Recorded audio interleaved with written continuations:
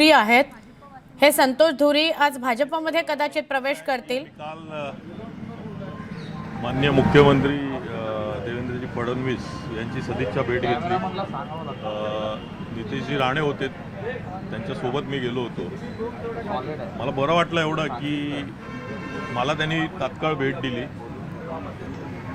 माझी कदर केली, मला बोलून घेतलं बंगल्यावर. नितेशजी राणे यांनी परवाच्या दिवशी मला संपर्क केला. सिंधुदुर्गावरून ते आले माझ्यासाठी, रात्री आले, सकाळी परत 6 वाजता परत त्यांनी फ्लाय केलं.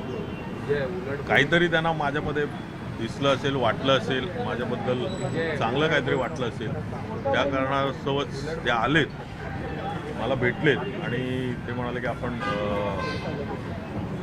सन्माननीय फडणवीस साहेबांची भेट घेऊया. त्याप्रमाणे त्यांनी फडणवीस साहेबांना मेसेज टाकतात तिकडून त्यांचाही मेसेज आला लगेच की त्यांना घेऊन या उद्या. त्याप्रमाणे मी काल जाऊन भेटलो त्यांना, त्यांची सदिच्छा भेट घेतली. अर्धा तास गप्पा झाल्या, बरं वाटलं भेटून, चांगल्या गप्पा झाल्या. आणि बाकी जे माझं पॉलिटिकल जे काय आहे ते मी दुपारनंतर तुम्हाला नक्की कळेल. संतोषजी, पण तुम्ही भाजपमध्ये जाणं यामागे कारण काय? तुम्ही 194 मधून तुम्ही इच्छुक होता, तुम्हाला सांगितलं तिकीट वगैरे हा विषय येत नाहीये. तिकीट वगैरे नाही, तिकीटाचा विषय नाही. 194 मधून तुम्हाला आधी सुरुवातीला सांगण्यात आलं माहितीये ना की त्या दिवशी पण मला वाटतं की कोणीतरी कुठल्या तरी चॅनलने एक बातमी लावली, नॉट रिजेबल.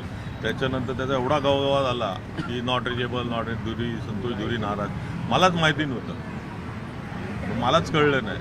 त्याप्रमाणे उगाच एखादं बोलतात ना की नाराज झाला अशी बातमी बनवणं जेवण चुकीचं होतं. निवडणूक लढवण्यासाठी नाराज वगैरे निवडणुकीच्या याच्यावर आणि जे काय आता जे पॉलिटिकल जे आहे, म्हणजे जी दिशा असेल माझी किंवा का असेल, ते मी दुपारी नक्की तुम्हाला कळवेन. मला थोडा वेळ द्या. तुम्ही एवढी माझी दखल घेतलीत आणि मला भेटायला सकाळीच आला तिकडे, त्याबद्दल मी खरोखर मनापासून तुमचा. पण तुम्ही म्हणताय की या सगळ्या नाराजीच्या नाही आहेत बातम्या.